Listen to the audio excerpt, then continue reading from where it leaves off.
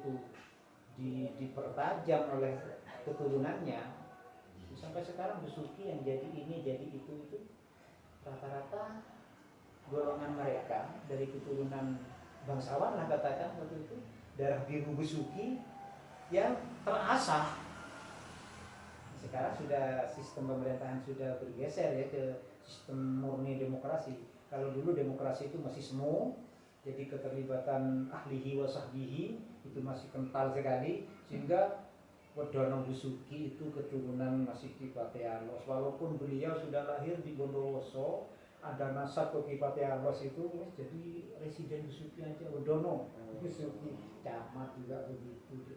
Bahkan kepala desa baru berganti nih Besuki, baru aja era, kalau tidak itu era 2000-an ini tidak mengambil keturunan Ki Pate Alos itu dan Ki Wirobroto itu memang berperan. Perannya begitu. Jadi ketika kita mengingat leluhur itu juga mengingat kita ya Pak. Pastinya ya? Seperti itu. Pastinya ini keturunan apa ya, orang-orang digdaya semua ini. Apakah ada adat atau budaya yang tertentu yang di sini Pak? Tidak ada. Dan saya tahu tidak ada. Karena saya pernah menjadi duta Situbondo.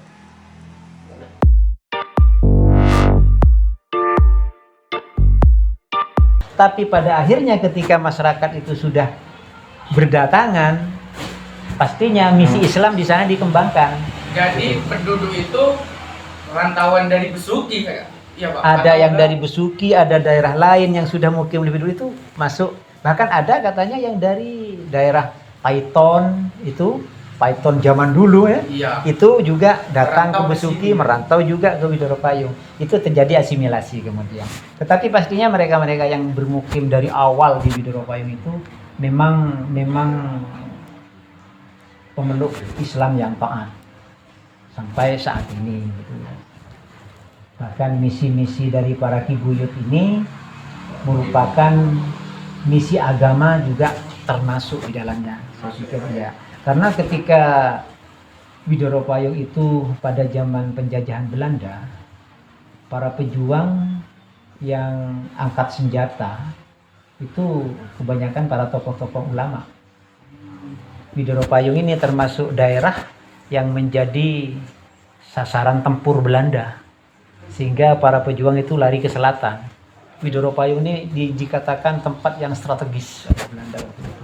Karena dalam mungkin bentuk apa Pak? Dalam hal apa? strategisnya itu sumber daya dan sosialnya. Widoro Payung itu dengan, kan pasar ini terbentuk secara alamiah. Pasar Widoro Payung terbentuk secara alamiah. Jadi tidak dibentuk oleh pemerintah berkuasa siapapun itu, tetapi terjadi secara tradisional begitu, bertemunya masyarakat kota dan pegunungan desa sehingga ada pasar Widoro Payung dengan sendirinya. Ketika pasar Widoro Payung ini sudah ada, baru masuk organisasi pemerintah yang struktur kepemerintahannya itu masuk, baru diakui ini pasar. Makanya satu-satunya desa di Situbondo yang punya pasar daerah hanya Widoro Payung. Desa jadi bukan kecamatan. Ya. Melandingan itu kecamatan. Satu-satunya desa Kabupaten Situbondo yang punya pasar daerah, bukan pasar desa dia ya. Pasar daerah ya Widoro Payung. Pasar ini tingkatnya pasar seperti pasar Besuki, pasar daerah. Jadi ini tiketnya bukan tiket BPD, bukan tiket desa. Karcisnya itu karcis Dispenda. Iya. Itu dari zaman Belanda dulu ini memang sudah pasar di bawah kendali kadipaten. besar dulu ya Pak ini. Sampai sekarang sebenarnya masih besar, Dek. Cuma durasinya yang dipersempit oleh akses yang semakin cepat ini, mobilitas semakin cepat. Dulu buka subuh itu nutupnya jam 2 zuhur. Karena orang dulu belanja dari gunung itu kan payah, istirahat dulu, makan-makan dulu, baru selesai payah pulang. Tapi sekarang ada ojek dan sebagainya. Mobilitasnya dipercepat itu. Ya Pak. Saya dengar kabar. Apakah benar kalau di sini tuh ada mitos?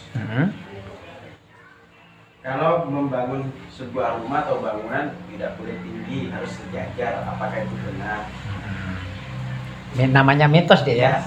Itu bisa Kalau mitos yang ada di sini itu tidak seperti itu, tetapi yang benar adalah bukan bangunan rumah. Orang kalau hidup di desa Widoropayung itu tidak boleh bersikap meninggikan diri, congkak. Dia kaya misalnya tidak boleh menyombongkan kekayaannya. Dia pintar, tidak boleh menyombongkan kepintarannya. Dia kuat misalnya secara fisik, secara keilmuan tidak boleh. Kesaktian tidak boleh. Apabila ada seseorang yang hidup di Widoropayung punya sikap seperti ini, dia tidak akan lama bertahan di Widoropayung. Bisa jadi dia terusir dengan sendirinya secara alamiah dari Widoropayung. Bisa jadi kekayaan yang ia punya habis tanpa alasan yang jelas. Kalau dia orang sakti, kesaktiannya biasanya ada yang melampaui. Itu hal-hal seperti itu tuh katanya sih, karena di Widoropayung itu ada pujuk laut itu tadi. Kesaktian pujuk laut itu masih berlaku dan menjadi mitos yang berkembang di masyarakat sampai saat ini. Tetapi kalau misalnya dia kaya, membangun rumah sampai tingkat 3, tapi orangnya, kepribadiannya itu tetap dermawan, lemah lembut, tidak menyombongkan diri dengan kekayaan, itu tetap bertahan di Widoropayung. Betul ya, begitu ya? Berarti cuma mengarah ke sifat dan sikap. Itu. Luhurnya atau apa istilahnya, buyutnya sendiri tuh Pak. Contoh kayak Besuki mungkin ada dari yang babat turun temurun terus. Oh ada deh. Ada. Kalau ya ini turun temurun dari pujuk laut, pujuk Kambengan, ini merupakan katakanlah ras aslinya Widoropayung. Iya. Suku aslinya Widoropayung, termasuk saya sendiri sebagai penutur sekarang ini garis keturunan masih ada nyambung dengan buyut Kambengan, Ki Buyut Jerenggeh itu tadi, dan Ki Buyut Sarangpajung. Empat ya. Satunya ini saya lupa. Nah ini yang akhirnya nasabnya itu tersambung ke saya. Jadi saya termasuk keturunan asli suku Widoropayung ini. Dan selebihnya itu perantauan semua. Jadi kalau ras aslinya itu dari pembabat yang dimaksud itu ada, terahnya ada sampai sekarang. Ya kebanyakan jabatan dan posisi para kibuyut dulu itu ke sekarang itu tetap ada nyambung posisinya. Seperti Ki Buyut Kambengan ya. Ini kan pimpinan kepala desa lah. Ini turun temurunnya ada yang kepala desa. Bahkan Pak Tinggi sebelumnya itu, Pak Tinggi Tekso itu, Suyono itu namanya, itu istrinya, itu ponakan saya, itu keturunan dari Ki Buyut Kambengan itu. Rumahnya dekat dengan Ki Buyut, gitulah. Kalau yang keturunan dari Ki Buyut Sarangpajung ini, beliau itu tukang guru ngaji, guru keagamaan. Anak turunannya itu ya jadi Pak Guru Langgeren, ada yang jadi ustadz, seperti itulah. Dan Jerenggeh itu sebagai ketua keamanan ya, punya kesaktian dan kegarangan tersendiri. Turun temurunnya itu ada yang jadi orang-orang jagoan gitulah semacam. Ya jadi rampok, maling dan seperti itulah.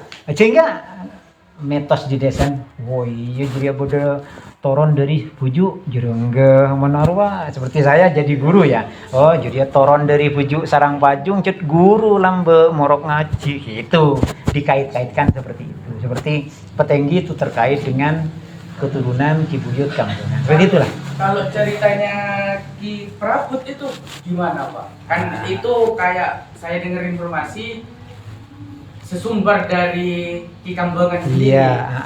Itu bagaimana ceritanya? Kalau Pujuk Praput itu memang ada cerita khusus itu. Ini termasuk tetuanya bloknya Arif ini ya.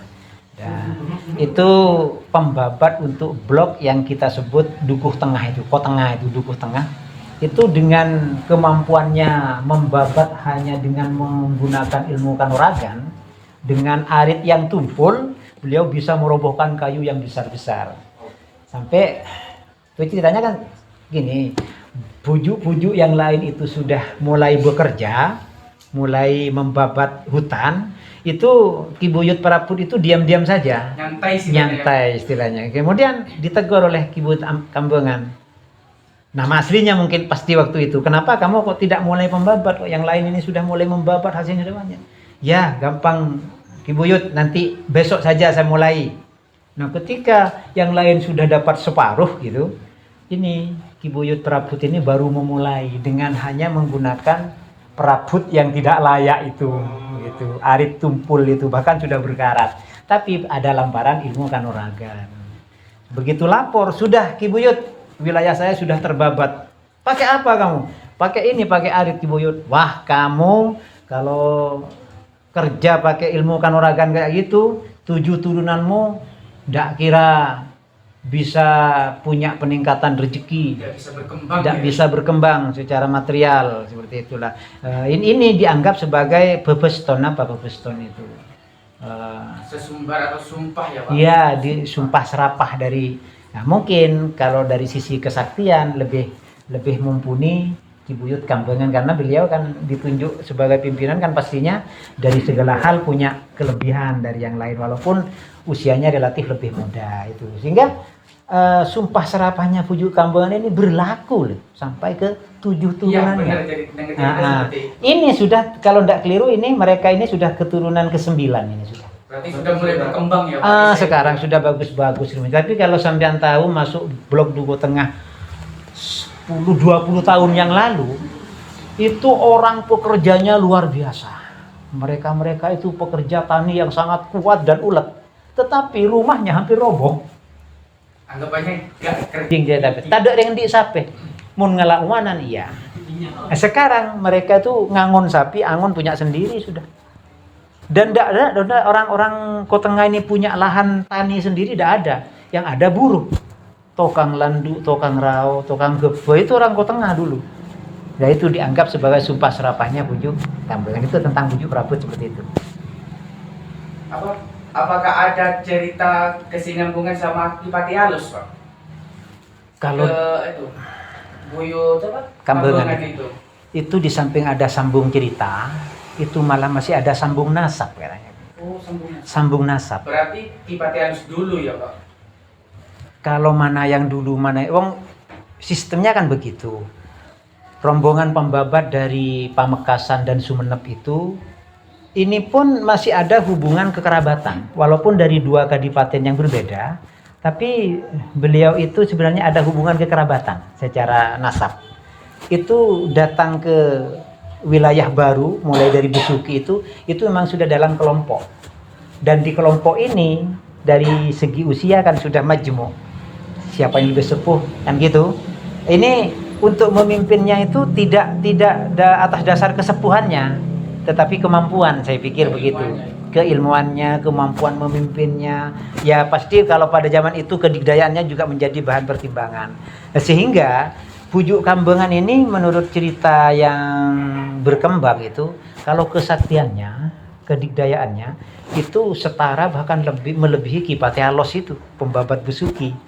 Tetapi beliau tunduk ke Ki Pati Alos karena Ki Pati Alos sebagai pimpinan yang disepakati dalam kelompok. Sehingga Pujuk Kambengan ini yang ditugaskan ke Widoro Payung ini untuk membabat hutan ini dengan kelompok kecilnya. Gitu. Dipencar seperti itu. Ada yang membabat mungkin di Subo gitu. Babatan pertama. Ya cuma yang tidak saya tahu, babat Widoro Payung ini seusia dengan babatan yang mana, ini yang sulit ditelusuri, yang tidak saya ketahui itu yang saya tahu begitu. Jadi kalau keterkaitan dengan bangsawan Besuki, katakan begitu, pembabat Besuki, itu pasti ada, saya yakin pasti ada, karena yaitu orang pembabat Besuki saja itu walaupun dari 2 kadipaten itu satu nasab, walaupun tidak senasab mungkin masih seperguruan kayak waktu di Madura, seperti itulah, seperti itu. Pengaruh leluhur ini punya ini ya Pak ya, punya andil ya untuk turunan-turunan ke depan ya Pak ya. Insya Allah pastinya. Tapi kan gini, nasab itu tidak bisa terlalu kita agung-agungkan karena kita perlu nisab. Kalau nasab saja ya, ini keturunan petinggi tapi tidak tamat SD sekolahnya, tidak jadi petinggi kan begitu. Tapi kan nasab itu diibaratkan kalau perkakas bahan awal, bahan dasar. Kalau bajanya memang sudah bagus, jadi sebuah pisau misalnya, walaupun sedikit sekali tindakan pengasahan, tajamnya itu awet kan gitu kan. Nah, tapi kalau udah diasah sama sekali, ya rompal juga ini baja bagus ini kan gitu. Itulah, jadi kalau keturunan leluhur itu dipertajam oleh keturunannya, ya sampai sekarang besuki yang jadi ini jadi itu rata-rata golongan mereka dari keturunan bangsawan lah katakan waktu itu, darah biru besuki yang terasah. Nah, sekarang sudah sistem pemerintahan sudah bergeser ya ke sistem murni demokrasi. Kalau dulu demokrasi itu masih semu, jadi keterlibatan ahlihi wa sahbihi itu masih kental sekali, sehingga Wedono Besuki itu keturunan masih Ki Patealos, walaupun beliau sudah lahir di Bondowoso, ada nasab ke Ki Patealos itu, wes jadi residen Besuki aja, Wedono Besuki, camat juga begitu deh. Bahkan kepala desa baru berganti nih Besuki, baru aja era, kalau tidak keliru era 2000-an ini, tidak mengambil keturunan Ki Patealos itu dan Ki Wirobroto, itu memang pegang perannya begitu. Jadi ketika kita mengingat leluhur itu juga mengingat kita ya. Pastinya seperti itu. Pastinya ini keturunan apa ya, orang-orang Digdaya semua ini. Apakah ada adat atau budaya yang tertentu yang di sini, Pak? Tidak ada, yang saya tahu tidak ada. Karena saya pernah menjadi duta Situbondo.